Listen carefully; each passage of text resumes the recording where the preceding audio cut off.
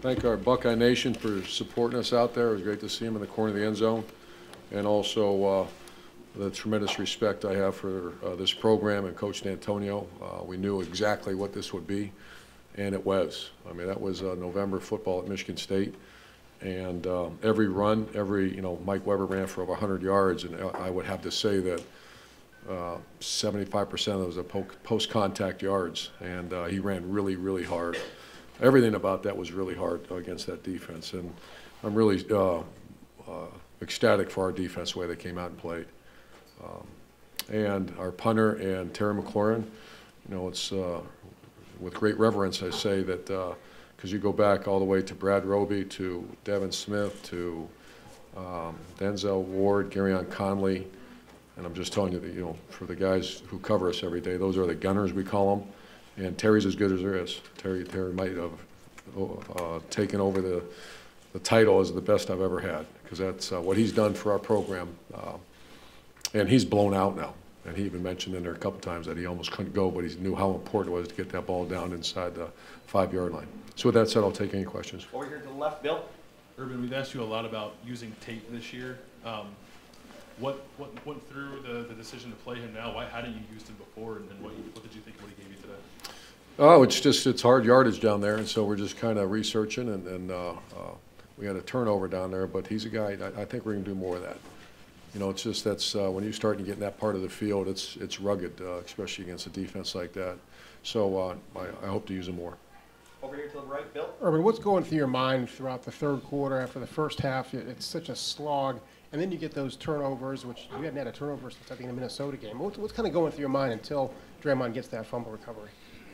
We just kept playing the field position game. I want to say everyone 6 times we kept them inside the 20. I'd like to hear that stat, Jerry. You said 5 inside the 6 in the second half for Drew. 5 inside the 6-yard line, and that's in those kind of conditions. That was to me the difference. And we always talk about the offense's job in a game like this: get 2 first downs, get the ball to midfield, and let's get the ball down inside the 10-yard line. I can't imagine a group that works harder than our guys at that than Drew and our gunners.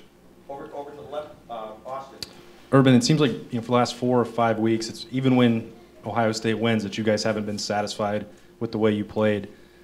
How do you feel with this win on the road in the cold against this team, and was the mood different with your guys afterwards? It sure was. That was a big win, and we're very satisfied. And I agree with you. The other ones, people didn't feel like they won.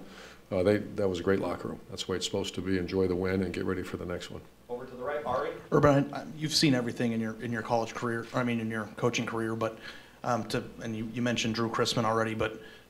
Is that the most a punter has changed a game in maybe your entire career? I think so. especially against this kind of environment, and we've had some great ones over the years. But I think Drew and the little Australian was pretty good at it too. But was it funny to see your punter do the post-game interview on television? I wouldn't have let him if I know that was happening. They did a great job. Over here to the front. Urban, similar to that. You've been around a long time. Can a punting game, can what happened today break a team spirit when you get into that type of thing where they're just constantly starting? Well, you think about the first quarter of the game, we couldn't get out of our own end zone too. That's the way it started. And I remember a couple years ago against a team up north, that's awful when you're facing a great team and a great defense and you just can't get back, And then all of a sudden you flip the field and if you remember, they missed a field goal, and that kind of flipped it. Instead of us being backed up, we were on a 30-yard line. Then we started playing an even field. I have to ask you about his first punt, though, 4 yards. After that, to see him redeem, what were you thinking after the 4-yard? Almost benched him, but we just don't have anybody else to go with.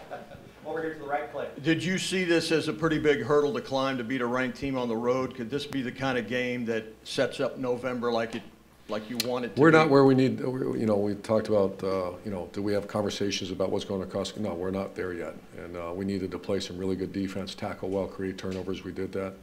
We needed to continue to run the ball. To have a tailback run 100 yards against these guys was outstanding. So we're just driving the nail. Just keep hitting the nail as hard as you can. Front row middle, Shannon. Hey, congratulations, Mr. Meyer, on your win today. I am just curious. We all know that you're the mastermind behind offensive football, and just wondering what your thought is on Rocky Lombardi and what your thought was on him being pulled from the game today. I don't know. I just saw him go in right before the half and take the team right down the field. I got a lot of respect for him, and I thought he played great, you know, in that drive. I don't even remember when they pulled him.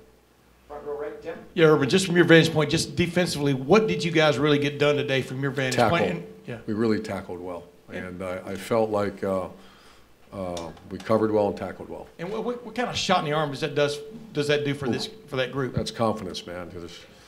And you talked about an outfit that needed it. We needed it. And final question for Coach, over here to the right, Doug. Urban, how much did the wind and the weather affect the passing game today, and how do you think Dwayne handled himself today? I think okay. I think we missed a couple, but it really wasn't that bad. I thought it was going to be much worse. And I'd like to close with this, is that we presented on behalf of the Ohio State football team and Buckeye Nation, we presented William White the game ball for this game today. And it was really kind of cool to see Brendan come up there and take it on behalf of his father. And William, I've known William since 1986. He's a dear friend, one of the smartest guys I ever met, one of the greatest football players I ever met. And so I know Buckeye Nation would approve of that. So thank you. Thank you.